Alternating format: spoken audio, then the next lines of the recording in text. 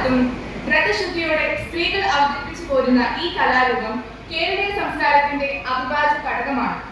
നമ്മുടെ വേദിയിലേക്ക് ഭാവശുദ്ധിയോടെ തിരുവാതിരയുമായി എത്തിച്ചേരുന്ന ഗംഗ സന്തോഷ്, ജ്യോതി ഗിരീഷ്, ജയശ്രീ വേണുഗോപാൽ, നിഷ എൻ, പ്രീത രമേശ്, രജിത പ്രദീപ്, സംഗീത ഉണ്ണി, ശ്രീലത ആനന്ദൻ, സൂര്യ സുരേഷ്, സീമ നായർ, ശൈലജ രാജേഷ്, വത്സല നായർ എന്നിവരെ ഹൃദയപൂർവ്വം സ്വാഗതം ചെയ്യുന്നു.